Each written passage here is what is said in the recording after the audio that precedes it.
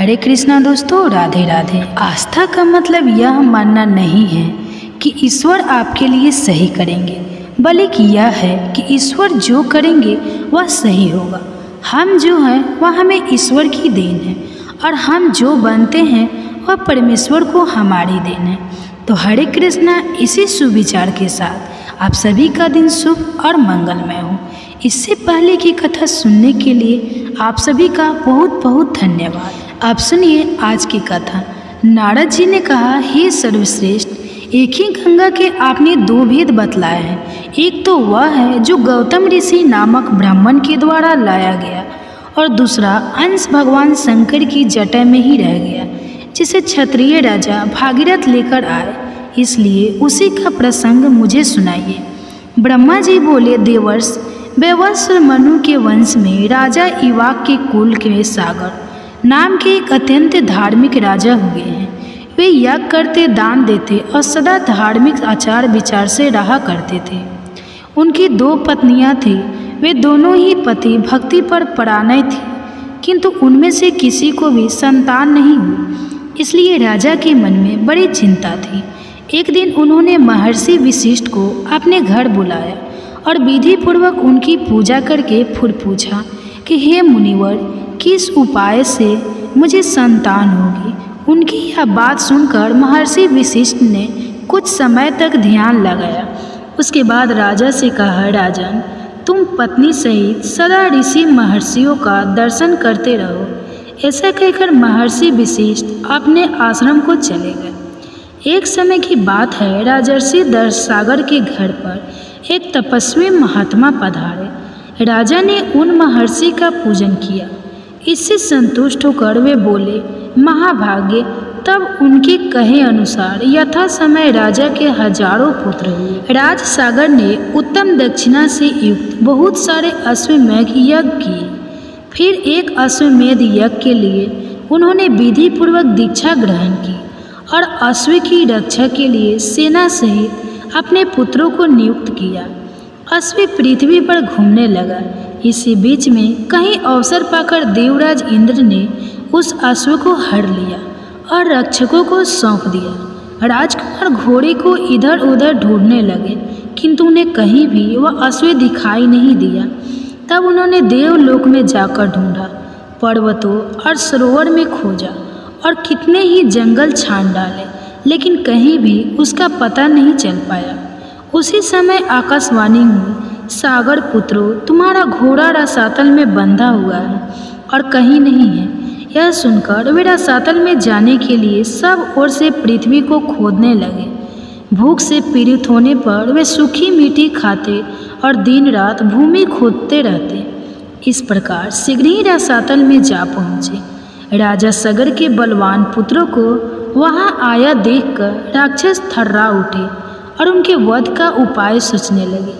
वे बिना युद्ध किए ही भयभीत होकर उस स्थान पर आए जहाँ महामुनि कपिल सो रहे थे। कपिल जी का क्रोध बड़ा भयानक था। राक्षसों ने वह घोड़ा ले जाकर तुरंत कपिल जी के सिरहाने की ओर बांध दिया और खुद चुपचाप दूर खड़े होकर देखने लगे कि अब क्या होता है। इतने में ही राजा सागर के पुत्र रासा में घुसकर देखते हैं कि घोड़ा बंधा हुआ है और पास ही कोई पुरुष सो रहा है। उन्होंने कपिल जी को ही अश्व चुराकर यज्ञ में विघ्न डालने वाला माना और निश्चय किया कि इस महापाप को मारकर हम लोग अपना अश्व महाराज के पास ले चले। कोई कहने लगे कि अपना पशु बांधा है, इसे ही खोलकर ले चलते हैं। इस सोए हुए पुरुष को मारने से भला क्या लाभ। यह सुनकर दूसरे पुत्र बोल उठे कि हम शूरवीर राजा हैं, शासक है, इस पापी को उठाए और क्षत्रिय तेज से इसका वध कर डाले। फिर क्या था, वे मुनि को कड़वे वचन सुनाते हुए लातों से मारने लगे। इससे मुनि श्रेष्ठ कपिल को बड़ा क्रोध आया। उन्होंने सागर पुत्रों की ओर क्रोध भरी दृष्टि से देखा और उन्हें भस्म कर डाला। वे सब जलकर राख हो गए। नारद यज्ञ में दीक्षित महाराज सागर को इन सब बातों का पता नहीं चल पाया। उस समय तुमने ही जाकर राजा सागर को यह सब समाचार सुनाया, जिसे सुनकर राजा को बड़ी चिंता हुई। अब क्या करना चाहिए, यह बात उनकी समझ में नहीं आई। राजा सागर के एक दूसरा पुत्र भी था जिनका नाम अंजम था। वह मूर्खतावश नगर के बालकों को उठाकर पानी में फेंक देता था। तब पूर्वासों ने एकत्रित होकर राजा सागर को इस बात की सूचना दी। पुत्र का यह अन्याय जानकर महाराज को बड़ा क्रोध आया। उन्होंने अपने सेनापतियों को बुलाकर कहा कि अंजम बालकों की हत्या करने वाला तथा क्षत्रिय धर्म का त्यागी है, इसलिए इसको इस देश से बाहर निकाला जाए। महाराज का यह आदेश सुनकर अमात्य ने राजकुमार को तुरंत देश निकाला दे दिया। अमंच वन में चला गया। अब राजा सागर चिंता करने लगे कि हमारे सब पुत्र ब्राह्मण के शाप से रसातल में ही नष्ट हो गए। एक बचा था, वह भी वन में चला गया। अब इस समय मेरी क्या गति होगी। अमंच के एक पुत्र था जो अंशुमान नाम से विख्यात हुआ। यद्यपि अंशुमान अभी बालक था, तब भी राजा ने उसे बुलाकर अपना कार्य उसे बतलाया। अंशुमान ने भगवान कपिल की आराधना की और घोड़ा ले जाकर राजा सागर को दे दिया। इससे वह यज्ञ पूर्ण हुआ। अंशुमान के तेजस्वी पुत्र का नाम दिलीप था। दिलीप के पुत्र परम बुद्धिमान राजा भागीरथ हुए। भागीरथ ने जब अपने समस्त पितामहों की दुर्गति का हाल सुना तब उन्हें बड़ा दुख हुआ। उन्होंने राजा सागर के विनयपूर्वक पूछा कि महाराज बताइए, उन सबका उद्धार कैसे होगा। राजा ने उत्तर दिया कि बेटा, यह तो भगवान कपिल ही जानते हैं। यह सुनकर बालक भागीरथ रसातल में गए और कपिल मुनि को नमस्कार करके अपना सब मनोरथ उन्हें कह सुनाया। कपिल मुनि बहुत देर तक ध्यान करके बोले कि राजन, तुम तपस्या द्वारा भगवान शंकर की आराधना करो और उनकी जटा में स्थित गंगा जी के जल से अपने पितरों की भस्म को अपलावित करो। इससे तुम तो कृतार्थ होगे ही, तुम्हारे पितर भी धन्य धान्य हो जाएंगे। यह सुनकर भागीरथ ने कहा कि बहुत अच्छा, मैं ऐसा ही करूँगा। मुनि श्रेष्ठ, बताइए मैं कहाँ जाऊँ और कौन सा कार्य करूँ। तब कपिल जी कहने लगे कि हे राजन, कैलाश पर्वत पर जाकर महादेव जी की स्तुति कर और अपने शक्ति के अनुसार तपस्या करते रहो। इससे तुम्हारे अभीष्ट की सिद्धि होगी। मुनि का यह वचन सुनकर राजा भागीरथ ने उन्हें प्रणाम किया और कैलाश पर्वत की यात्रा की। वहां पहुंचकर पवित्र होकर बालक भागीरथ ने तपस्या का निश्चय किया और भगवान शंकर को संबोधित करके इस प्रकार कहा कि प्रभु, मैं बालक हूँ, बुद्धि भी बालक की ही है और आप भी अपने मस्तक पर बाल चंद्रमा को धारण करते हैं। मैं कुछ भी नहीं जानता प्रभु, आप मेरे इस अनजानपन से ही प्रसन्न हो जाइए। हे अमरेश्वर, जो लोग वाणी से, मन से और क्रिया से कभी मेरा उपकार करते थे तथा हित साधन में संलग्न रखते थे, उनका कल्याण करने के लिए मैं उमा सहित आपको प्रणाम करता हूँ। हे महादेव, आप देवता आदि के लिए भी पूज्य हैं। जिन पूर्वजों ने मुझे अपने सगरोत और समान धर्म के रूप में उत्पन्न किया और पाल पोस कर बड़ा बनाया, भगवान शिव उनका अभीष्ट मनोरथ पूर्ण करें। मैं बालचंद्र का मुकुट धारण करने वाले भगवान शंकर को नित्य प्रणाम करता हूँ। भागीरथ के ऐसा कहते ही भगवान शिव उनके सामने प्रकट हो गए और बोले, महामते, तुम निर्भय होकर कोई वर मांगो। जो वस्तु देवताओं के लिए भी सुलभ नहीं है, वह भी मैं तुम्हें निश्चय ही दूंगा।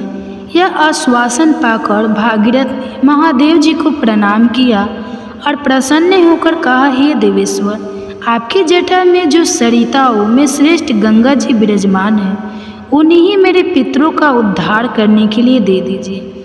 उससे मुझे सब कुछ मिल जाएगा। तब महेश्वर ने हंसते हुए कहा, बेटा, मैंने तुम्हें गंगा दे दी, अब तुम उनकी स्तुति करो।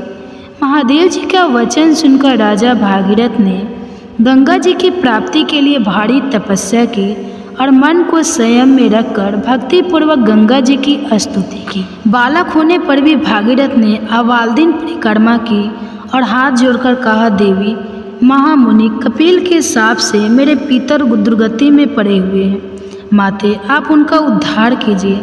देव नदी गंगा सबका उपकार करने वाली, वे स्मरण मात्र से ही सब पापों का नाश कर देती। उनको भागीरथ की प्रार्थना सुनकर तथास्तु कहा और लोगों का उपकार और पितरों का उद्धार करने के लिए भागीरथ के कहे अनुसार सब कार्य किए। राजा सागर के जो पुत्र भस्म होकर रसातल में पड़े थे, उन्हें अपने जल में आप लवित करके गंगा जी ने उनके खोदे हुए गड्ढे को भी भर दिया, रहने के फल की बराबरी कर सके। अब बारंबार अधिक कहने की क्या आवश्यकता, वह पुरुषोत्तम क्षेत्र सबसे महान है। यह बात सत्य है, सत्य है, एकदम सत्य है। समुद्र के जल से घिरे हुए पुरुषोत्तम तीर्थ का एक बार भी दर्शन कर लेने पर तथा ब्रह्मा विद्या का एक बार भी बोझ हो जाने पर मनुष्य फिर गर्भ में नहीं आता। जहाँ भगवान विष्णु का सन्निध है, उस उत्तम पुरुषोत्तम क्षेत्र में 1 वर्ष या फिर 1 मास तक भगवान की उपासना करें। ऐसा करने वाले पुरुष ने जप होम तथा भारी तपस्या की है, वह उस परम धाम में जाता है जहाँ साक्षात ईश्वर श्रीहरि विराजमान रहते हैं। ब्रह्मा जी की बात सुनकर मुनिगण कहने लगे, भगवान, हमें तीर्थ की महिमा का विस्तार पूर्वक श्रवण करने पर भी तृप्ति नहीं होती, इसलिए आप पुनः किसी गोपनीय तीर्थ का वर्णन कीजिए। ब्रह्मा जी कहने लगे, श्रेष्ठ ब्राह्मणों, पूर्व समय में देवर्षि नारद ने मुझसे यही प्रश्न पूछा था। उस समय मैंने प्रयत्न पूर्वक जो कुछ उनसे कहा था वही तुम्हें भी बतलाता हूँ। सुनो नारद जी। नारद जी ने पूछा, जगपते स्वर्गलोक, मृतलोक और रसातल में कुल कितने तीर्थ हैं तथा सभी तीर्थों में सदा कौन सबसे बढ़कर तीर्थ है, कृपया बताइए। ब्रह्मा जी बोले, देवर्ष, स्वर्गलोक, मृतलोक और रसातल में 4 प्रकार के तीर्थ हैं। दव, आसु, आर्स और मानुष, यह तीनों लोक में विख्यात है। जम्बू द्वीप में भारतवर्ष तीर्थ भूमि है, वह तीनों लोकों में विख्यात है। बेटा, वह कर्म भूमि है, इसलिए उसे तीर्थ कहते हैं। पहले मैंने तुम्हें जो बताए हैं वे सब तीर्थ भारतवर्ष में ही हैं। हिमालय और विंध्य पर्वत के बीच में 6 ऐसी नदियां हैं जिनका प्रकट ब्रह्मा, विष्णु तथा शिव इन देवताओं से हुआ है। इसी प्रकार दक्षिण समुद्र तथा विंध्य पर्वत के बीच में भी 6 देव संभव नदियां हैं। यह 12 नदियां प्रधान रूप से बताई गई हैं। गोदावरी, भीमरथी, तुंगभद्रा, कृष्णवनी, तापी और पयोसनी, यह विंध्य पर्वत के दक्षिण की नदियाँ हैं। भागीरथी, नर्मदा, यमुना, सरस्वती, विशोका और विशस्त, यह विंध्याचल और हिमाचल पर्वत से संबंध रखने वाली नदियाँ हैं। इन पुण्यम नदियों को देव तीर्थ बताया गया है। कोलासल वृत्त, त्रिपुर अंधक है, मूर्धा, लवंग, नमु, शंख, यम, पताल, केतु, मय तथा पुष्कर इनके द्वारा आवृत तीर्थ आसु कहलाते हैं। प्रभास, भार्गव और अगस्त्य, नारायण, विशिष्ट, भरद्वाज, गौतम और कश्यप, इन ऋषि मुनियों द्वारा सेवित तीर्थ ऋषि तीर्थ हैं। अमरीश, हरिचंद्र, मधाता, मनुकुरु, कंखल, भद्राक्ष, असर, अशुभ, नचिकेता, वृषा, कपि तथा अरिदम आदि मानवों द्वारा निर्मित तीर्थ मानुष कहलाते हैं। यह सब यश तथा उत्तम फल की सिद्धि के लिए बने गए हैं। तीनों लोकों में कहीं भी जो अपने आप प्रकट हुए देव तीर्थ हैं, उन्हें पुण्य तीर्थ कहा गया है। इस प्रकार मैंने तीर्थ भेद बतलाया है। महादैत्य राजा बलि देवताओं के अजय शत्रु हुए। उन्होंने धर्म, यश, प्रजा पालन, गुरु भक्ति, सत्य भाषण, बल पराक्रम, त्याग और क्षमा के द्वारा वह सामान्य प्राप्त किया, जिसकी लोकों में कहीं कोई तुलना ही नहीं है। उनकी बढ़ती हुई समृद्धि को देखकर एक बार देवताओं को बड़ी चिंता हुई। वे आपस में सलाह करने लगे कि हम बलि को कैसे जीते। राजा बलि के शासनकाल में तीनों लोक निष्कर्ष थे। कहीं पर आदि, व्याधि या शत्रुओं की बाधा नहीं थी। अनावृष्टि और अधर्म का तो नाम भी नहीं था। स्वप्न में भी किसी को दुष्ट पुरुष का दर्शन नहीं होता था। देवताओं को उनकी उन्नति बाण की तरह चुभने लगी। बलि की कृति रूपी तलवार से वे टुकड़े टुकड़े हुए जाते थे तथा उनके शासन रूपी शक्ति से देवताओं के समस्त अंग विदीर्ण हो रहे थे। इसलिए उन्हें कभी कांति नहीं मिलती थी। अब देवता उनसे द्वेष करने लगे, उनके यश रूपी अग्नि से जलने लगे। इसलिए देवतागण व्याकुल होकर भगवान विष्णु की शरण में गए। जाकर देवतागण कहने लगे, शंख चक्र और गदा धारण करने वाले जगन्नाथ, हम पीड़ित हैं, हमारी सत्ता छीन गई है। आप हमारी ही रक्षा के लिए अस्त्र शस्त्र धारण करते हैं। आप जैसे स्वामी के होते हुए हम पर ऐसा दुख आ पड़ा है। हमारी जो वाणी आपको प्रणाम करती थी, वही एक दैत्य को कैसे नमस्कार करेगी। हे सुरेश्वर, आपको ऐश्वर्य से पुष्ट होकर अपने ही पराक्रम से तीनों लोकों को जीतकर हम स्थिर होंगे। अब दैत्य को हम कैसे नमस्कार करें। देवताओं का ऐसा वचन सुनकर दैत्यों का संहार करने वाले भगवान ने देव कार्य की सिद्धि के लिए इस प्रकार कहा। श्री भगवान बोले, देवताओं, बलि मेरा भक्त है, उसे देवता या असुर कोई भी नहीं मार सकते। जैसे तुम लोग मेरे द्वारा पालन पोषण के योग्य हो, वैसे ही बलि भी है। मैं बिना युद्ध के ही स्वर्ग से बलि का राज्य छीन लूँगा और को बांधकर तुम्हारा राज्य तुम्हें लौटा दूंगा। ब्रह्मा जी कहते हैं, बहुत अच्छा कहकर देवता स्वर्ग में चले गए। इधर देवताओं के स्वामी भगवान विष्णु ने अदिति के गर्भ में पड़े। उनके जन्म के समय अनेक प्रकार के उत्सव होने लगे। यज्ञेश यज्ञ पूर्वक पुरुष स्वयं ही वामन रूप में अवतरित हुए। इसी समय बलवान में श्रेष्ठ बलि ने अश्वमेघ यज्ञ की दीक्षा ली। प्रधान ऋषि तथा वेद वेदांग के ज्ञाता पुरोहित शुक्राचार्य ने उस यज्ञ का आरंभ कराया। स्वयं शुक्र ही यज्ञ के आचार्य थे। उस यज्ञ में भविष्य का भाग लेने के लिए जब सब देवता निकट आए, तब दान दो, भोजन करो, सबका सत्कार करो, पुण्य हो गया, पुण्य हो गया, ऐसा शब्द यज्ञ मंडप में गूंजने लगे। उस समय विचित्र कुंडल धारण किए साम गान करते हुए वामन जी धीरे धीरे यज्ञशाला में पहुंच गए और आने पर वे यज्ञ की प्रशंसा करने लगे। शुक्राचार्य ने उन्हें देखते ही समझ लिया कि यह ब्राह्मण रूपधारी वामन देवता वास्तव में दैत्यों के विनाशक यज्ञ और तपस्या के फल देने वाले और राक्षस कुल का संहार करने वाले साक्षात विष्णु हैं। बलवान में श्रेष्ठ महातेजस्वी राजा बलि क्षत्रिय धर्म के अनुसार विजय होकर भक्तिपूर्वक धन का दान करते हुए अपनी पत्नी के साथ यज्ञ की दीक्षा लेकर बैठे थे और भविष्य का हवन करते हुए यज्ञ पुरुष का ध्यान कर रहे थे। शुक्राचार्य जी ने वामन जी को पहचान कर तुरंत ही राजा बलि से कहा, राजन, यह जो बौने शरीर वाले ब्राह्मण तुम्हें यज्ञ में आए हैं, वे वास्तव में ब्राह्मण नहीं, यह यज्ञ वाहन यज्ञ श्री विष्णु हैं। प्रभु, इसमें तीन संदेह नहीं कि यह देवताओं का हित करने के लिए बालक रूप धारण करके तुमसे कुछ याचन करने आए हैं। इसलिए पहले मुझसे सलाह लेकर पीछे इन्हें कुछ देना चाहिए। यह सुनकर शत्रु विजय बलि ने अपने पुरोहित शुक्राचार्य से कहा, मैं धन्य हूँ जिसके घर पर साक्षात ईश्वर मूर्तिमान होकर पधारे और कोई याचना करते हैं। अब इसमें सलाह लेने के योग्य कौन सी बात रह जाती है। ऐसा कहकर पत्नी और पुरोहित शुक्राचार्य के साथ राजा बलि उस स्थान पर आए जहाँ अदिति नंदन वामन जी विराजमान थे। राजा ने हाथ जोड़कर पूछा, भगवान बताइए आप क्या चाहते हैं। तब वामन जी ने नेहा, महाराज केवल 3 पग भूमि दे दीजिए और किसी की धन की मुझे आवश्यकता नहीं। बहुत अच्छा कहकर राजा बलि ने रत्न जट कलश से जल लिया और वामन जी को भूमि संकल्प करके दे दी। सभी महर्षि और शुक्राचार्य चुपचाप मौन हुए देखते रहे। वामन जी ने धीरे से कहा, राजन, स्वस्थ आप सुखी रहे, मुझे मेरे नापी हुई 3 पग भूमि दे दीजिए।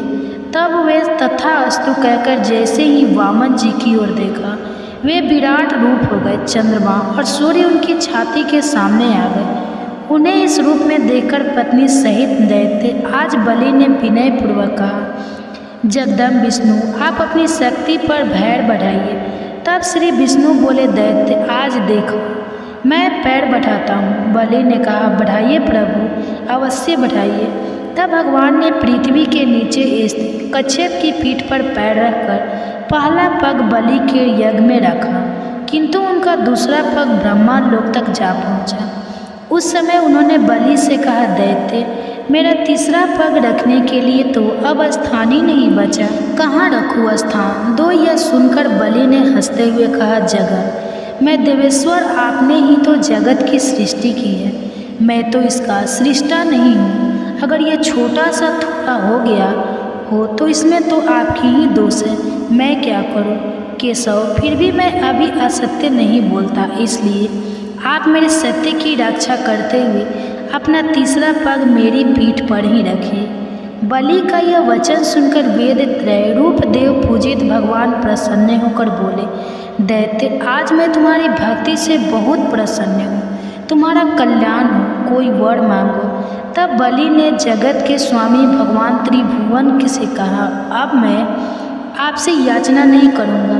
तब भगवान ने स्वयं ही प्रसन्न होकर उन्हें मनवांछित वर दे दिया।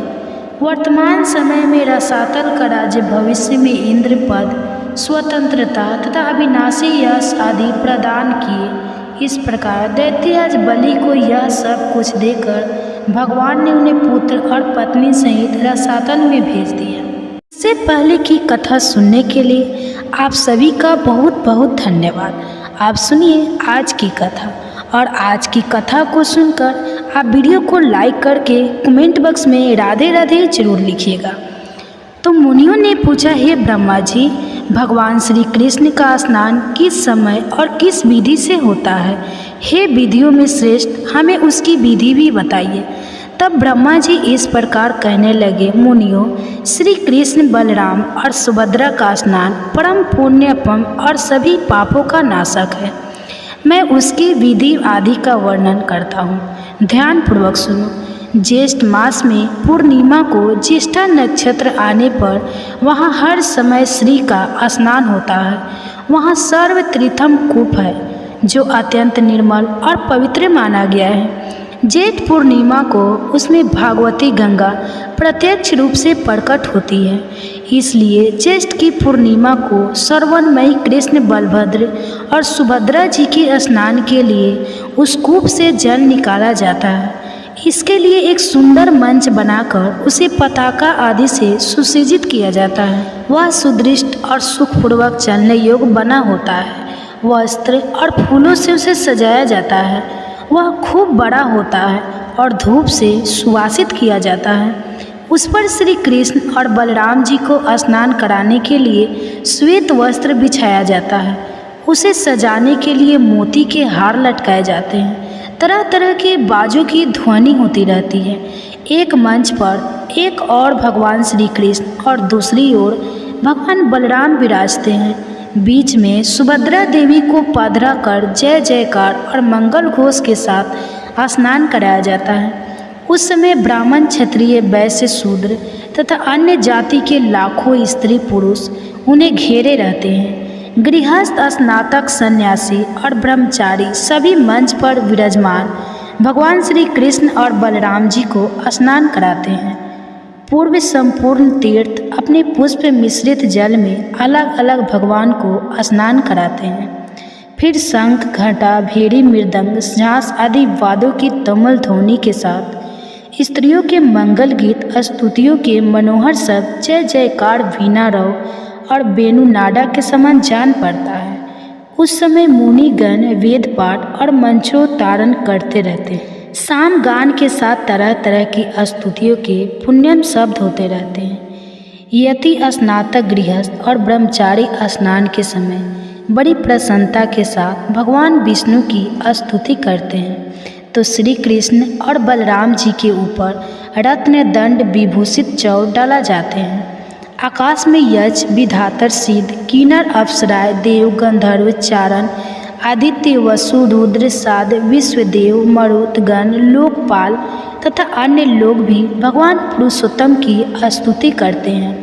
देव देवेश्वर पुराण पुरुषोत्तम, आपको नमस्कार है। जगत पालक भगवान जगन्नाथ, आप सृष्टि, स्थिति और करने वाले, जो त्रिभुवन को धारण करने वाले ब्राह्मण भक्त मोक्ष के कारण भूत और समस्त मनवांछित फलों के दाता हैं। उन भगवान को हम प्रणाम करते हैं। इस प्रकार आकाश में खड़े हुए देवता श्री कृष्ण, महाबली बलराम तथा सुभद्रा देवी की स्तुति करते, गंधर्व गाते और अप्सराएं नृत्य करती रहती है। देवताओं के बाजे बजते और शीतल वायु चलती है। उस समय आकाश में उमड़े हुए बादल पुष्प मिश्रित जल की वर्षा करते हैं। मुनि सिद्ध और चारण जय जयकार करते हैं। इसके बाद देवतागण मंगल सामग्रियों के साथ विधि और मंत्र युक्त अभिषेक उपयोगी द्रव्य लेकर भगवान का अभिषेक करते हैं। इंद्र, सूर्य, चंद्रमा, धाता, विधाता, वायु, अग्नि, पूषा, भग, आड़मा, तौसा दोनों पत्नियों सहित विव, स्वान, मित्र, वरुण, रुद्र, वसु, आदित्य, अश्विनी कुमार, विश्वदेव, मरुदगण, साध्य, पितर, विधातर, पितामह, पुलतः से पुलह, अंगिरा, कश्यप, अत्रि, मरीच, भृगु, ऋतु, हर, प्रेक्षता, मनु, दक्ष, धर्मकाल, यम, ऋतु, यमदूत तथा अन्य अनेकों देवता भगवान का अभिषेक करने के लिए इधर उधर से आते हैं और स्वर्णमय कलश में रखे हुए पुष्प मिश्रित आकाश गंगा के जल से भगवान श्री कृष्ण, सुभद्रा तथा बलराम जी को स्नान कराते हैं और प्रसन्नतापूर्वक इस प्रकार उनकी स्तुति करते हैं। संपूर्ण लोकों का पालन करने वाले जगन्नाथ, आपकी जय हो, जय हो। आप भक्तों के रक्षक तथा शरणागत वत्सल है। संपूर्ण भूतों में व्यापक आदिदेव, आपकी जय हो। योगी और आपकी जय हो, जय हो। सूर्य आपके नेत्र है तथा आप देवताओं के राजा हैं। वेदों में आप ही सर्वश्रेष्ठ बताए गए हैं। आपके कच्छप अवतार धारण किया था। आप श्रेष्ठ यज्ञ स्वरूप हैं। आपकी नाभि से कमल उत्पन्न हुआ था, इसलिए आप पदे नाभ कहलाते हैं। आप पहाड़ों पर विचर वाले तथा योग सही हैं। आपकी जय हो, जय हो। महान वेग धारण करने वाले विश्व मूर्ति चक्रधर, भूतनाथ, धरणीधर, शेष साइन, आपकी जय हो, जय हो। आप पीताम्बरधारी, चंद्रमा के समान कांति, मान योग में वास करने वाले, अग्निमुख, धर्म के आवास स्थान, गुणों के भंडार, लक्ष्मी जी के निवास स्थान और गुरुड़ वाहन है। आपकी जय हो, जय हो। लोककांत, आपकी जय हो, जय हो, जय हो। आप परम शांत, परम सार, भूत चक्र धारण करने वाले, सर्पों के साथ रहने वाले, नील वस्त्रधारी, शांति काक और मोक्षदायक तथा समस्त पापों को दूर करने वाले हैं। आपकी जय हो, जय हो, जय हो। बलराम जी के छोटे भाई जगदीश्वर श्री कृष्ण, आपकी जय हो। पज्ञ पत्र के समान नेत्रों वाले तथा इच्छा अनुसार फल देने वाले प्रभु, आपकी जय हो। चक्र और गदा धारण करने वाले नारायण, आपका वक्ष स्थल वनमाला से आच्छादित है। आपकी जय हो। लक्ष्मीकांत विष्णु, आपको नमस्कार है। आपकी जय हो। इस प्रकार श्री कृष्ण, बलराम और सुभद्रा जी की स्तुति, दर्शन और वंदन करने के बाद देवतागण अपने अपने स्थान को चले जाते हैं। उस समय जो मनुष्य अपने मंच पर विराजमान पुरुषोत्तम श्री कृष्ण, बलभद्र और सुभद्रा जी का दर्शन करते हैं, वे अविनाशी पद को प्राप्त होते हैं। सहस्त्र गोदान, विधिवत भूमि, धन, अर्घ्य और आदित्य पूर्वक अन्न दान, विधिवत वर्ष उत्सर्ग, ग्रीष्म काल में जलदान, चंद्रायन व्रत के अनुष्ठान तथा शास्त्रोक्त विधि से 1 मास तक उपवास करने से जो फल मिलता है, वही मंच पर विराजमान भगवान श्री कृष्ण का दर्शन करने से मिल जाता है। या फिर अधिक कहने की क्या आवश्यकता है। संपूर्ण तीर्थों में व्रत और दान का जो फल बतलाया गया है, वह मंच स्थल श्री कृष्ण, सुभद्रा जी और बलराम जी का दर्शन करने मात्र से प्राप्त हो जाता है। इसलिए स्त्री हो या पुरुष, सबको उस समय पुरुषोत्तम जी का दर्शन करना चाहिए। इससे सब तीर्थों में स्नान आदि करने का फल मिलता है। भगवान के स्नान किए हुए शेष जल को अपने शरीर पर छिड़कना चाहिए। इससे पुत्र की इच्छा करने वाली स्त्री को पुत्र की प्राप्ति होती है। सुख चाहने वालों को सौभाग्य मिलता है और रोगा नाड़ी रोग से मुक्त हो जाती है। और धन की इच्छा रखने वाली स्त्री को धन मिलता है। इसलिए भगवान श्री कृष्ण के स्नान विशेष जल को अपने अंगों पर जरूर छिड़कना चाहिए। वह संपूर्ण अभिलक्ष्य वस्तुओं को देने वाला है। जो स्नान के पश्चात दक्षिणा अभिमुख जाते हुए भगवान श्री कृष्ण का दर्शन करता है, वे निश्चय ही ब्रह्मा हत्या आदि पापों से मुक्त हो जाता है। शास्त्रों में पृथ्वी की 3 परिक्रमा करने का जो फल बताया गया है, वही दक्षिणा भी मुख्य यात्रा करते हुए भगवान श्री कृष्ण का दर्शन करने से प्राप्त होता है। अधिक क्या कहा जाए, वेद वास्तु पुराण महाभारत तथा समस्त धर्म शास्त्रों में पुण्य कर्म का जो कुछ भी फल बताया गया है, वह सब सुभद्रा जी के साथ दक्षिणा भूमि कर यात्रा करने वाले भगवान श्री कृष्ण और बलराम जी का दर्शन करने मात्र से मिल जाता है। ब्रह्मा जी कहते हैं, मुनियों, भगवान श्री कृष्ण बलभद्र और सुभद्रा जी यह रथ पर विराजमान होकर जब गुंडिचा मंडप की यात्रा करते हैं, अर्थात गुंडिच नामक उद्यान मंदिर जो पुरी में इंद्रधूमन सरोवर के तट पर स्थित है, इसके गुंडिचा, गुंजा, गुंडी और आदि नाम भी विख्यात हैं। तो जब गुंडिच मंडप की यात्रा करते हैं तो भगवान उस समय उन्हें उनका दर्शन प्राप्त होता है। और जो लोग 1 सप्ताह तक उस मंडल में विराजमान भगवान श्री कृष्ण, बलभद्र जी और सुभद्रा जी का झांकी करते हैं, वे विष्णु लोक को जाते हैं। मुनियों ने पूछा, हे जगतपति, इस यात्रा का आरंभ किसने किया था? उसमें सम्मिलित होने वाले मनुष्य को क्या फल मिलता है? इस बारे में भी विस्तार पूर्वक बताइए। तब ब्रह्मा जी बोले, हे ब्राह्मणों, पूर्व काल में राजा इंद्र ने भगवान से प्रार्थना की कि मेरे सरोवर के तट पर 1 सप्ताह के लिए आपकी यात्रा हो। तब श्री भगवान बोले, राजन, तुम्हारे सरोवर के तट पर 7 दिनों के लिए मेरी यात्रा होगी। वह यात्रा गुंडिचा नाम से विख्यात और समस्त अभिलक्ष्य फलों को देने वाली होगी और मोक्ष प्रदान करने वाले भगवान नरसिंह का प्रभाव बतलाता हूँ। सुनो, उनके समस्त गुणों का वर्णन कौन कर सकता है, इसलिए मैं भी संक्षेप से ही बताऊंगा। इस लोक में जो कोई देवी अथवा मनुष्य सिद्धियाँ सुनी जाती है, वे सब भगवान की कृपा से ही सिद्ध होती हैं। स्वर्ग, मृत्यु लोक, पाताल दिशा, जल, गांव तथा पर्वत, इन सबनों में भगवान की कृपा से ही मनुष्य की अबाध गति होती है। मुनिवर, सनातन कल्पराज अर्थात पूजा की सर्वश्रेष्ठ विधि और नरसिंह जी का तत्व जिसे देवता या असुर भी नहीं जानते, तो तुम्हें बताता हूँ, सुनो। उत्तम साधक को चाहिए कि जाग जौ की लपसी मूल, फल, खली अथवा सतों से भोजन की आवश्यकता पूर्ण करे या फिर केवल दूध पीकर रहे। इंद्रियों को वश में रखकर धर्म परायण होकर वन, कांत प्रदेश, पर्वत, नदी संगम या सिद्ध क्षेत्र या फिर नरसिंह जी के मंदिर में जाकर या स्वयं स्थापना करके भगवान की विधिवत पूर्वक पूजा करे। शुक्ल द्वादशी को उपवास करके जितेंद्रिय भाव से 20 लाख बार भगवान के मंत्र का जाप करे। ऐसा करने वाला भक्त उपपातक और महापातकों से युक्त होने पर भी मुक्त हो जाता है।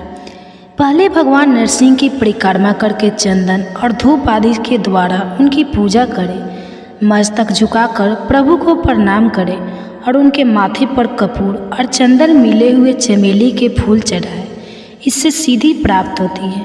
किसी भी कार्य में भगवान की गति कुंठित नहीं होती। ब्रह्मा, रुद्र आदि देवता भी उनके तेज को नहीं सह सकते।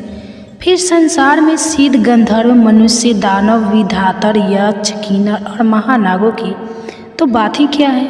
एक बार भी भगवान नरसिंह का भक्ति पूर्वक दर्शन करने से करोड़ों जन्मों के पापों और दुखों से छुटकारा मिल जाता है।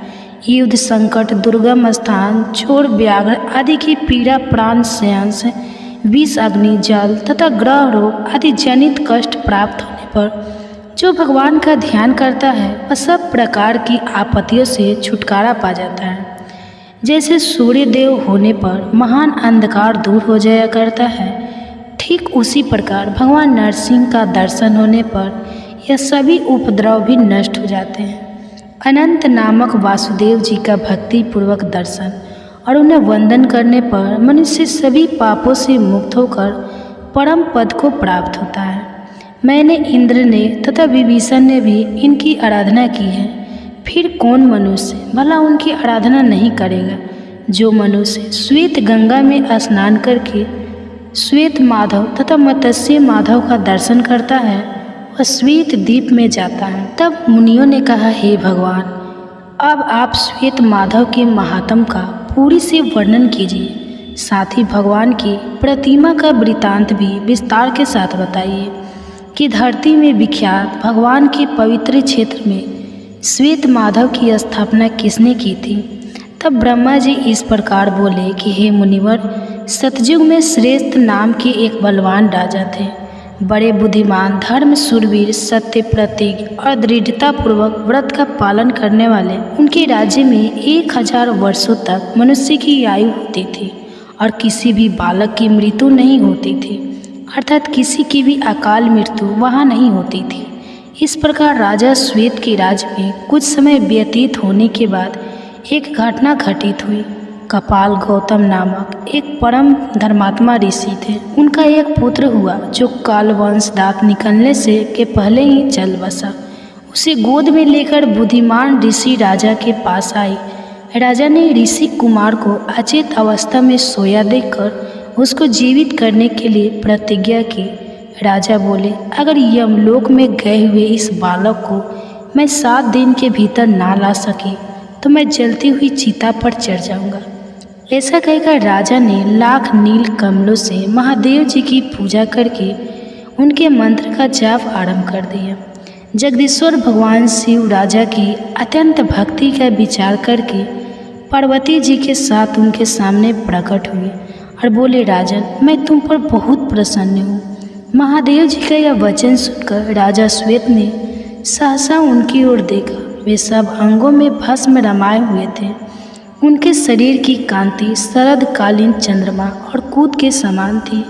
उनके नेत्र विकट थे, व्याघ्र चर्म का वस्त्र और उनकी ललाट में चंद्रमा की रेखा थी। उन पर नजर पड़ते ही राजा ने सहसा पृथ्वी पर गिरकर उन्हें प्रणाम किया और फिर कहा, प्रभु, अगर आप मुझ पर प्रसन्न हैं और अगर कि मुझ पर दया है तो काल के वंश में पड़ा हुआ यह ब्राह्मण बालक पुनः जीवित हो जाए, यही मेरी प्रतिज्ञा है।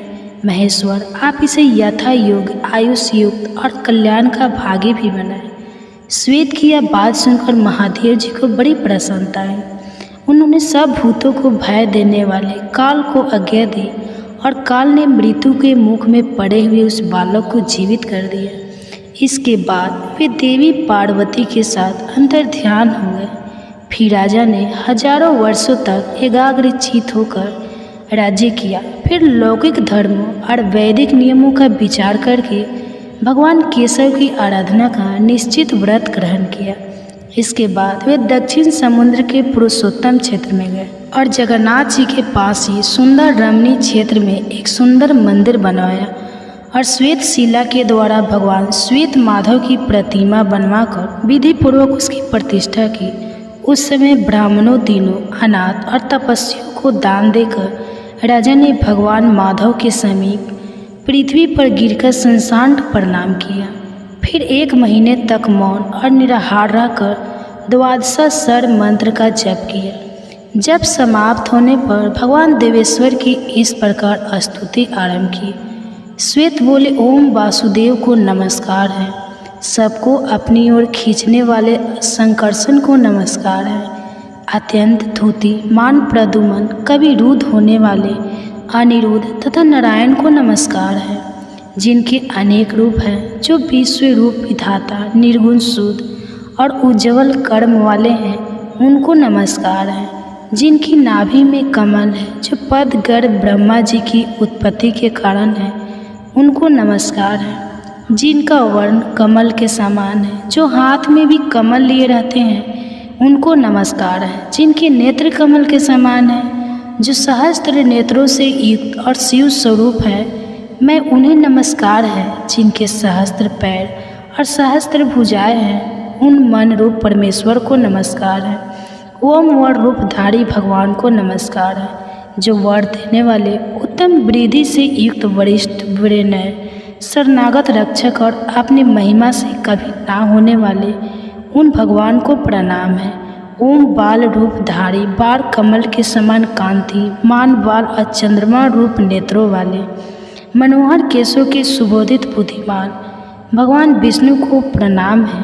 केशव को नमस्कार है, नारायण को नित्य नमस्कार है, सर्वश्रेष्ठ माधव और गोविंद को नमस्कार है। ओम विष्णु को नमस्कार है, मधुसूदन को प्रणाम है, शुद्ध स्वरूप और किरणों को धारण करने वाले भगवान को नमस्कार है। अनंत को नमस्कार है, सूक्ष्म रूप और श्री वत्सधारी को नमस्कार है। हे गोविंद, मेरी रक्षा कीजिए, आप ही इस संसार से मेरा उद्धार कर सकते हैं। यह संसार समुद्र मोह रूपी जल से भरा हुआ है, इसके पार जाना असंभव है। मैं इसके गले तक डूबा हुआ हूँ। पुंडरीकाक्ष, आपके सिवा दूसरा कोई ऐसा नहीं है इससे मेरा उद्धार कर सके। उस विख्यात दिव्य पुरुषोत्तम क्षेत्र में राजा श्वेत के इस प्रकार स्तुति करने पर देवाधिदेव जगत गुरु श्री हरि उनकी भक्ति का विचार करके संपूर्ण देवताओं के साथ राजा के सामने आए। नील मेघ के समान श्याम वर्ण कमल, पत्र के समान बड़ी बड़ी आँखें, हाथों में देदीप्यान सुदर्शन, बाएं हाथ में पंचजन्य शंख तथा अन्य हाथों में भी गदा, सारंग, धनुष और खंडक, यही उनकी झांकी थी। भगवान ने कहा, राजन, तुम्हारी बुद्धि बड़ी उत्तम है, तुम में पाप का लेस भी नहीं है और मैं तुम पर बहुत प्रसन्न हूँ। तुम अपनी इच्छा के अनुसार कोई उत्तम वर मांगो। देवाधिदेव भगवान का यह अमृतम वचन सुनकर महाराज श्वेत ने नमस्कार निवारण उन्हें प्रणाम किया और उन्हीं के मन लगाते हुए कहा, भगवान, अगर मैं आपका भक्त हूँ तो मुझे ये उत्तम वरदान दीजिए। ब्रह्मा लोक से भी ऊपर जो अविनाशी बैकुंठ धाम है, जिसे नरमय रजोगुण रहित शुद्ध और संसार की आसक्ति से शून्य बताया गया, मैं उसी को प्राप्त करना चाहता हूँ। कि इस प्रकार पूछने पर परम कांतिमान देवाधिदेव श्री हरि ने उन्हें सांत्वना देते हुए कहा कि ब्राह्मण देवता भी मुझे ठीक ठीक नहीं जानते, किंतु तुम पर प्रेम होने के कारण मैं अपना रहस्य बतलाऊं कि कैसे इस जगत की मैं सृष्टि करता हूँ। ब्रह्मा ऋषि, तुम प्रीत भक्त हो और मेरी शरण में आए हो, इसलिए तुम्हें मेरा स्वरूप का प्रत्यक्ष दर्शन हुआ है। तुम्हारा ब्रह्मचार्य महान है। पूर्व काल में मैंने जल को नाड़ा नाम दिया था। उस नाड़ा में मेरा सदा अयन अर्थात निवास रहता है, इसलिए मैं नारायण कहलाता हूँ। हे द्विज उत्तम, मैं नारायण ही सबकी उत्पत्ति का कारण, सनातन अविनाशी संपूर्ण भूतों का सृष्टा और संघर हूँ। मैं ही विष्णु, मैं ही ब्रह्मा और मैं ही देवराज इंद्र हूँ। यक्षराज कुबेर और प्रेतराज यम भी मैं ही हूँ।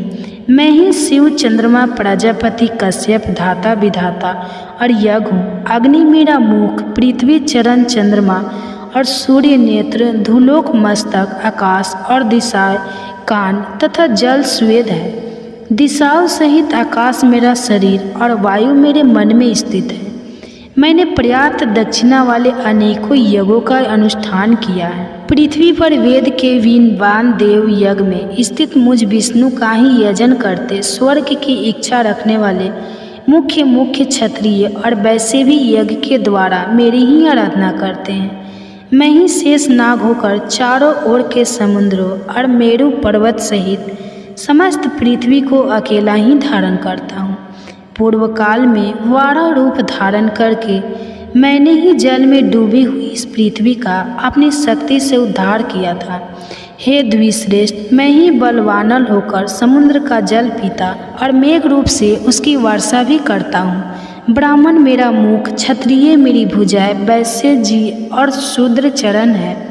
ऋग्वेद, यजुर्वेद, सामवेद और अर्थवेद मुझसे ही प्रकट होते हैं और फिर मुझ में ही प्रवेश कर जाते हैं। ज्ञान परायण सन्यासी स्वयं सल, जिज्ञासु तथा काम, क्रोध और द्वेष से रहित अशानत निष्पाप ज्ञाता ब्राह्मण सदा मेरा ही चिंतन करते हुए उपासना करते हैं।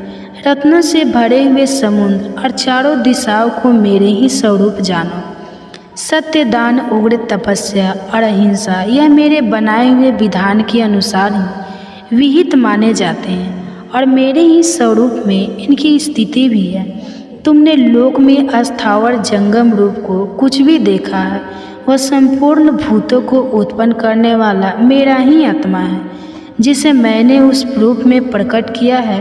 मैं ही शंख चक्र और गदा धारण करने वाला नारायण हूँ। जब तक 1000 महायुगों का समय नहीं बीत जाता, तब तक संपूर्ण विश्व को मोहित करके यहाँ जल में शयन करता हूँ। मुनि श्रेष्ठ, जब तक ब्रह्मा जी सोकर नहीं उठ जाते, तब तक मैं हर समय यहाँ शिशु रूप में ही रहता हूँ। विपेद्रा, मुझ ब्रह्मा रूपी परमात्मा ने अनेक बार संतुष्ट होकर तुम्हें वरदान दिया है। समस्त चराचर जगत का नाश होकर सब कुछ एकांत में मग्न हो जाने पर तुम मेरी ही आज्ञा से यहाँ आ निकले।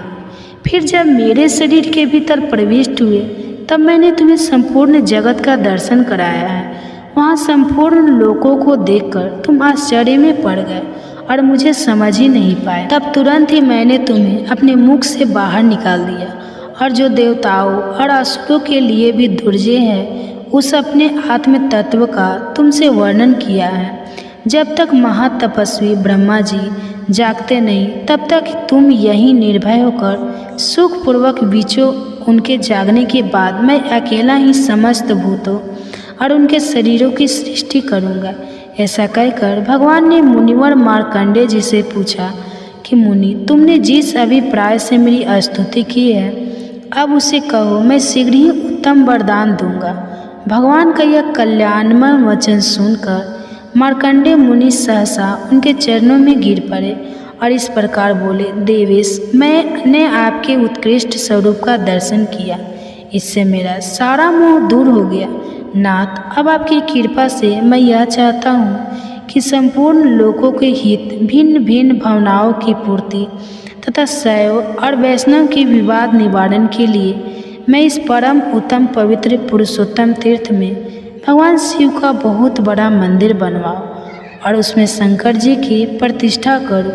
इससे संसार के लोग यह जान लेंगे कि विष्णु और शिव एक रूप ही हैं। यह सुनकर भगवान जगन्नाथ ने फिर से महामुनि मार्कंडेय जी से कहा, हे ब्राह्मण, तुम मेरी आज्ञा से शीघ्र एक मंदिर बनवाओ और उसमें नाना भावों की पूर्ति और आराधना के लिए परम कारण भूत भुवनेश्वर लिंग की स्थापना करो। उनके प्रभाव से तुम्हारा भगवान शिव के लोक में अक्षय निवास होगा।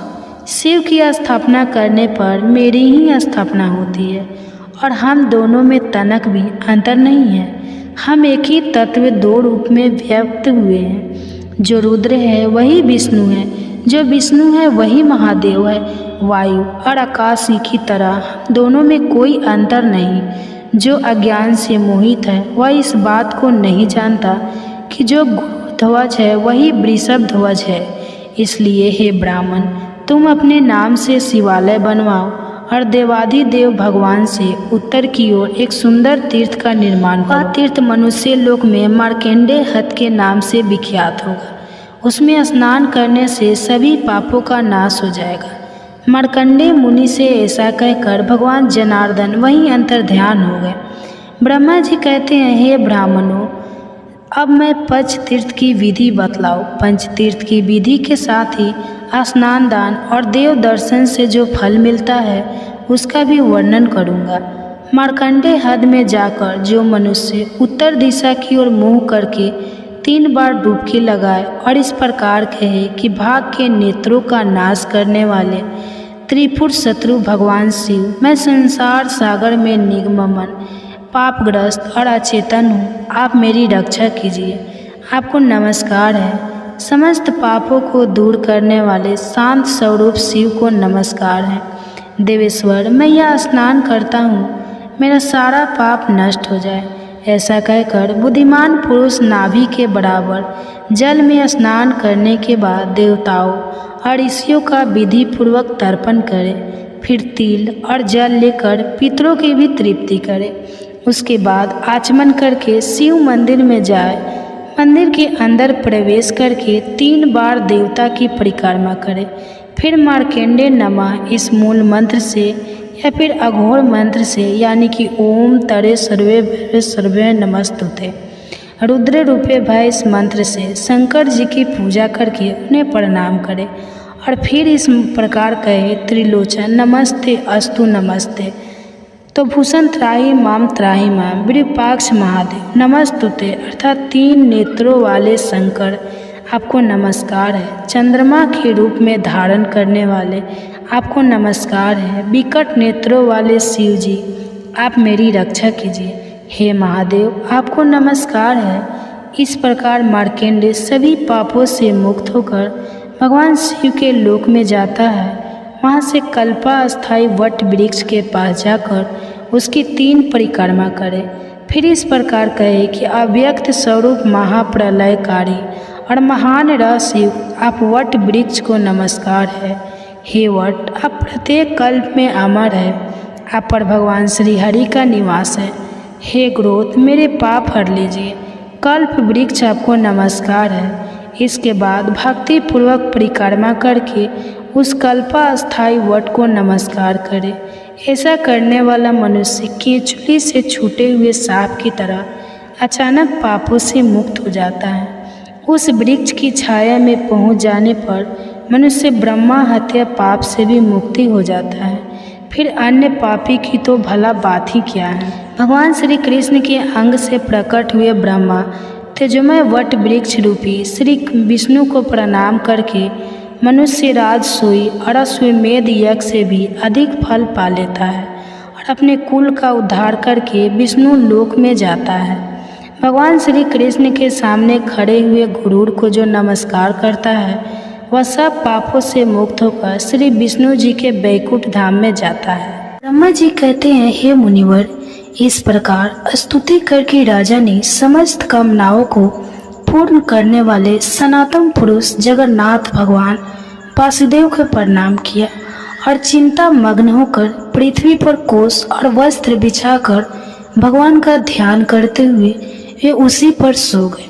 सोते समय उनके मन में यही संकल्प था कि सबकी पीड़ा दूर करने वाले देवाधिदेव भगवान जनार्दन मुझे प्रत्यक्ष दर्शन कैसे देंगे। सो जाने पर देवाधिदेव जगत गुरु भग वासुदेव ने राजा को सपने में अपने शंख चक्र और गदा धारण करने वाले स्वरूप का दर्शन कराया। राजा इंद्रधूमन ने बड़े प्रेम से भगवान का दर्शन किया। वे शंख और चक्र धारण किए हुए थे। उन्होंने सारंग नामक धनुष और बाण भी धारण कर रखे थे। उनका स्वरूप प्रलय कालीन सूर्य के समान दय दिव्य मान हो रहा था और वे प्रज्वलित तेज के विशाल मंडल लग रहे थे। उनका श्रीअंग नीले पुंख राज के समान श्याम था। वे गुरूर के कंधे पर विराजमान थे और उनकी 8 बजाय शोभा पा रही थी। दर्शन देकर भगवान ने राजा से कहा, राजन तुम्हें साधुवाद है। तुम्हारे इस दिव्य यज्ञ से, भक्ति से और श्रद्धा से मैं बहुत संतुष्ट हूँ। हे राजन, तुम व्यर्थ क्यों सोच में पड़े हो। यहाँ जो संसार में पूजने योगी सनातनी प्रतिमा है उसकी प्राप्ति का उपाय तुम्हें बतलाता हूँ। आज की रात बीतने पर निर्मल प्रभात में अर्थात सुबह के समय जब सूर्योदय हो उस समय अनेक प्रकार के वृक्षों से सुशोभित समुद्र के जल प्रात में जहाँ तरंगों से प्रेरित महान जल की राशि दिखाई देती है वही एक बहुत बड़ा वृक्ष खड़ा है जिसका कुछ भाग तो जल में है और कुछ धरती में है। वह समुद्र की लहरों से आहत होने पर भी कांपता नहीं है। तुम हाथ में कुल्हाड़ी लेकर लहरों के बीच से अकेले ही वहां चले जाना। तुम्हें वह वृक्ष दिखाई देगा। मेरे बताए अनुसार उसे पहचान कर बिना किसी शंका के उस वृक्ष को काट डालना। उसे काटते समय तुम्हें कोई अद्भुत वस्तु भी दिखाई देगी। उसी से सोच विचार कर तुम दिव्य प्रतिमा का निर्माण करो और मुंह में डालने वाली चिंता को बिल्कुल छोड़ दो। ऐसा कहकर महाभाग्य हरि स्वप्न में अदृश्य हो गए। वह स्वप्न देखकर राजा को बड़ा आश्चर्य हुआ। उस रात को देखते थे भगवान ने मन लगाकर उठ बैठे और वैष्णव मंत्र और विष्णु सुत का जप करने लगे। प्रातः काल उठे और भगवत स्मरण करते हुए विधि पूर्वक उन्होंने समुद्र में स्नान किया। फिर ब्राह्मणों को नगर और गांव आदि दान में देकर अपने पुरवाना कृत करके समुद्र के तट पर चले गए। वहां अकेले ही महाराज ने समुद्र की महावेद किया और उस तेजस्वी महावृक्ष को देखा। बहुत ऊंचा वृक्ष था और उससे बड़ी बड़ी जट लटक रही थी। उसे देखकर राजा इंद्रधूमन बहुत प्रसन्न हुए। उन्होंने तीखे फरसे से उस वृक्ष को काट गिराया और उसके 2 टुकड़े करने का विचार किया। फिर जब उन्होंने उस लकड़ी का भाले भांति निरीक्षण किया तब एक अद्भुत बात उन्हें दिखाई दी। श्री विश्वकर्मा जी और भगवान विष्णु दोनों ब्राह्मण का रूप धारण कर वहां आए। उनके कंठ में दिव्य हार और शरीर में दिव्य अग्रांग शोभा पा रहे थे। वे दोनों अपने तेज से प्रज्वलित हो रहे थे। राजा के पास आकर उन्होंने पूछा, महाराज आप यहाँ कौन सा कार्य करेंगे? किस लिए आपने इस पेड़ को काट गिराया है? उन दोनों की बात सुनकर राजा बहुत प्रसन्न हुए। उन्होंने मीठी वाणी में उत्तर दिया, मैं यहाँ आदि अंत से रहित देवादिदेव जगदीश्वर भगवान विष्णु की आराधना के लिए प्रतिमाएं बनवाना चाहता हूँ। इसके लिए स्वयं भगवान ने ही मुझे स्वप्न में प्रेरित किया है।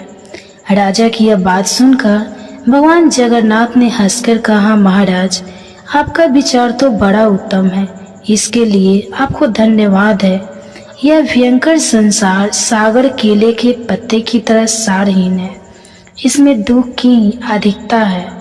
काम क्रोध इसमें पूरी तरह से भरे हुए हैं। इंद्रिय रूपी भंवर और कीचड़ के कारण यह अत्यंत दुस्से है। नाना प्रकार के सैकड़ों रोग यहाँ भंवर के समान हैं। महाभाग्य में हम दोनों के साथ बैठिए। यह मेरी साथी एक श्रेष्ठ शिल्पी है। ये सब प्रकार के शिल्प कर्म में अर्थात मूर्ति कला में साक्षात विश्वकर्मा जी के समान निपुण है। आप किनारा छोड़कर चले आइए, यह मेरे बताए अनुसार प्रतिमा तैयार कर देंगे। आप देखिए, भगवान खुद ही राजा इंद्रधूमन से बता रहे हैं कि किस प्रकार प्रतिमाओं को निर्माण करना है। ब्राह्मण की बात सुनकर राजा इंद्रधूमन समुद्र का किनारा छोड़कर उनके पास चले गए और वृक्ष की शीतल छाया में बैठ गए। इसके बाद ब्राह्मण रूपधारी विश्वकर्मा भगवान ने शिल्पिका जी को आज्ञा दी कि तुम प्रतिमा बनवाओ। भगवान श्री कृष्ण का रूप परम शांत हो। उनके नेत्र पद्म पत्र के समान विशाल होना चाहिए। विवक्षित वत्स चिन्ह तथा कौस्तुभ मणि और हाथों में शंख चक्र और गदा धारण किए हो। क्या आप में से कभी किसी ने जगन्नाथ भगवान जी के मंदिर में जाकर उनके दर्शन किए हैं? अगर आपने दर्शन किए हो तो कमेंट बॉक्स में जरूर बताइएगा। भगवान राजा को आगे बताते हुए कहते हैं कि वे कौस्तुभ मणि हाथों में शंख चक्र और गदा धारण किए हो। दूसरी प्रतिमा का विग्रह दूध के समान एकदम गोरा हो। उसमें स्वस्तिक का चिन्ह होना चाहिए। वे अपने हाथ में हल धारण किए हो। उनका नाम महाबली अनंत अर्थात बलराम जी होगा। देवता, दानव, गंधर्व, यक्ष, विद्याधर और नाग कोई भी उनका अंत नहीं जानते, इसलिए वे भगवान अनंत कहलाते हैं। और सुनो राजन, तीसरी प्रतिमा भगवान वासुदेव की बहन सुभद्रा देवी की होगी। उनके शरीर का रंग स्वर्ण के समान गौर और सुंदर शोभा से युक्त होना चाहिए। उनमें समस्त शुभ लक्षणों का समावेश होना बहुत आवश्यक है। भगवान के ऐसे कथन सुनकर उत्तम कर्म करने वाले विश्वकर्मा जी ने तत्काल उत्तम लक्षणों से युक्त प्रतिमाएं तैयार कर दी। पहले उन्होंने बलभद्र जी की मूर्ति बनाई। उनका वंश शरद काल के चंद्रमा की तरह श्वेत था। उनकी आंखों में कुछ कुछ लालिमा थी। उनका शरीर विशाल और मस्तक फना का होने से बड़ा विकट जान पड़ता था। वे नील वस्त्र धारण किए बल के अभिमान से उद्धत लग रहे थे। उन्होंने एक कुंडल धारण कर रखा था। उनके हाथों में गदा और मसूल शोभा पा रहे थे। उनका स्वरूप दिव्य था। उसका विग्रह साक्षात भगवान वासुदेव का था। उनके नेत्र कमल के समान प्रफुल्लित थे। शरीर की कांति नील मेघ के समान श्याम थी। उनकी श्याम आभा तीसी के फूल की तरह लग रही थी। बड़े बड़े नेत्र कमल पत्र की तरह लग रहे थे। शरीर पर पीताम्बर शोभा पा रहा था। वक्ष वस्त्र में श्रीवास्तव का चिन्ह और हाथ में चक्र था। इस प्रकार वे सर्व पापहारी श्री हरि बड़े दिव्य दिखाई देते थे। तीसरी प्रतिमा सुभद्रा जी की थी, जिनके देह की दिव्य कांति सोने की तरह दमक रही थी। उनके नेत्र कमल पत्र के समान विशाल थे। उनका अंग विचित्र वस्त्र से ढका हुआ था। विहार और कियर आदि विचित्र आभूषणों से सुभूषित थी। गले में रत्नम हार लटक रहा था। इस प्रकार विश्वकर्मा जी ने उनकी बड़ी ही सुंदर रमणीय प्रतिमा बनाई। राजा इंद्रदमन ने यह बड़ी ही अद्भुत बात देखी। सब प्रतिमाएं बिल्कुल एक क्षण में ही बन गई थी। सभी 2 दिव्य वस्त्रों से ढकी हुई थी। सबका तरह तरह के रत्नों से श्रृंगार किया गया था और सभी प्रतिमाएं अत्यंत मनोहर और समस्त शुभ लक्षणों से संपन्न थी। उन्हें देखकर राजा अत्यंत आश्चर्य मग्न होकर बोले कि आप दोनों ब्राह्मण के रूप में साक्षात देवता तो नहीं पधारे हैं। आप दोनों के तो बड़े अद्भुत हैं और आपके व्यवहार देवताओं की तरह लग रहे हैं। निश्चय ही आप मनुष्य तो नहीं जान पड़ते। आप देवता है या मनुष्य, यक्ष है या फिर विधाता। आप कहीं ब्रह्मा जी और विष्णु जी तो नहीं हैं। दोनों अश्विनी कुमार तो नहीं है। आप मायामय रूप से स्थित हैं, इसलिए आपके यथार्थ स्वरूप को तो मैं नहीं जानता। अब आप ही दोनों की शरण में आया हूँ। मेरे सामने अब अपने वास्तविक रूप को प्रकट कीजिए। तब श्री भगवान बोले, मैं देवता यक्ष देवताएं इंद्र ब्रह्मा अथवा रुद्र नहीं हूँ। मुझे पुरुषोत्तम समझो। मैं समस्त लोगों की पीड़ा दूर करने वाला अत्यंत बल पौरुष से संपन्न असंपूर्ण भूतों का आराध्य हूँ। तो दोस्तों, हरे कृष्णा। इससे पहले की कथा आप सभी ने सुनी और कमेंट बॉक्स में अपना भरपूर प्यार दिया। इसी तरह का प्यार आप हमेशा देते रहिएगा, क्योंकि आपका यह प्यार भरा कमेंट्स मेरे लिए बहुत मनोबल बढ़ाने वाला होता है और आपका यह छोटा सा प्यार न जाने कितनों को उम्मीद की रोशनी दे देता है। इसलिए ऐसे ही उम्मीद की रोशनी यहाँ बांटते रहिए और सभी का साथ बनाए रखिए। अब सुनिए आज की कथा। श्री ब्रह्मा जी कहते हैं, प्राचीन सत्यों की बात है।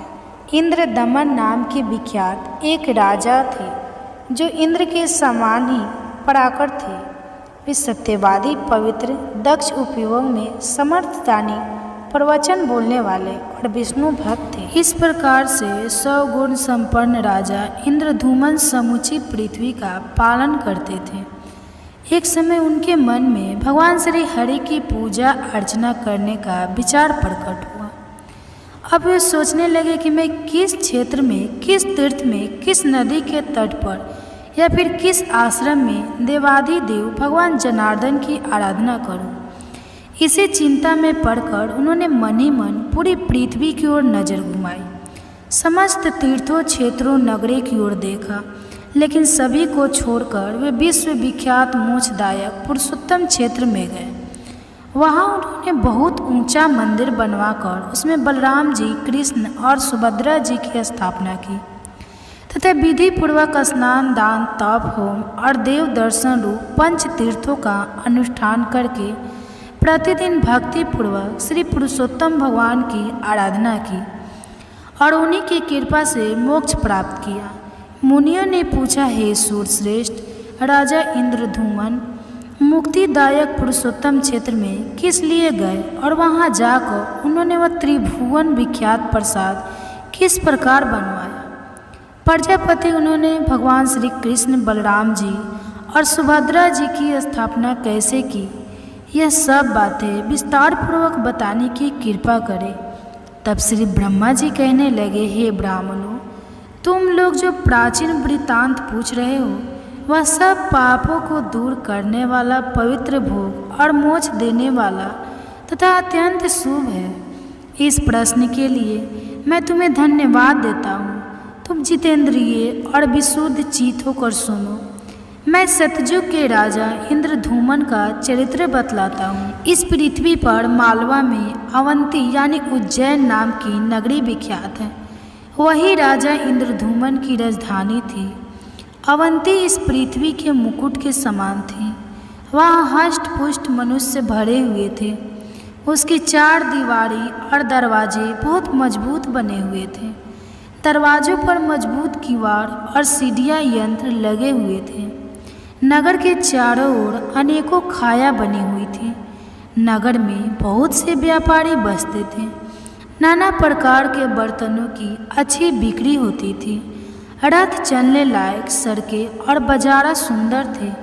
राहों से चारों ओर जाने के लिए मार्गों का अच्छी तरह से बंटवारा हुआ था। अनेकों घर और गोपुर बने हुए थे। बहुत सी गलियां उस नगर की शोभा बढ़ाती थी। राजहंसों के समान श्वेत और मनोहर महल लाखों की संख्या में बने हुए थे, जो उस पूरी की शोभा को और भी बढ़ा रहे थे। अनेकों यज्ञ संबंधी उत्सवों के कारण उस नगर में हमेशा आनंद छाया रहता था। गाने और बजाने की ध्वनि गूंजती रहती थी। तरह तरह की ध्वजा और कताओं की वह पूरी सुभूषित थी। हाथी, घोड़े, रथ और पैदल की सेना चारों ओर व्याप्त थी। अनेक प्रकार के सैनिक वहाँ भरे थे। अनेकों जनपदों के लोग वहाँ पर बसे हुए थे। ब्राह्मण, क्षत्रिय, वैश्य, शूद्र तथा विद्वान पुरुषों से वह नगरी सुभूषित थी। वहाँ मलिन, मूर्ख, निर्धन, रोगी, अंगहीन और जुआरी मनुष्यों का अभाव था। वहाँ के स्त्री पुरुष सदा प्रसन्न रहा करते थे। वे सभी रत्नों के दाता और सब प्रकार की संपत्तियों को भोगने वाले थे। अवंतीपुरी में त्रिनेत्र, ताड़ी, त्रिपुर, शत्रु भगवान शिव महाकाल नाम से प्रसिद्ध होकर रहते थे। वे समस्त कामनाओं को पूर्ण करने वाले हैं। वहाँ एक शिव कुंड है जो सब पापों का नाश करने वाला है।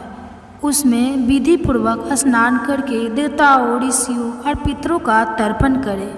फिर शिवालय में जाकर भगवान शिव की 3 बार परिक्रमा करें। उसके बाद स्नान, पुष्प, गंध, धूप और दीप आदि के द्वारा भक्तिपूर्वक महाकाल का विधिवत पूजन करें। ऐसा करने वाला मनुष्य 1000 असीमित यज्ञों का फल प्राप्त करता है।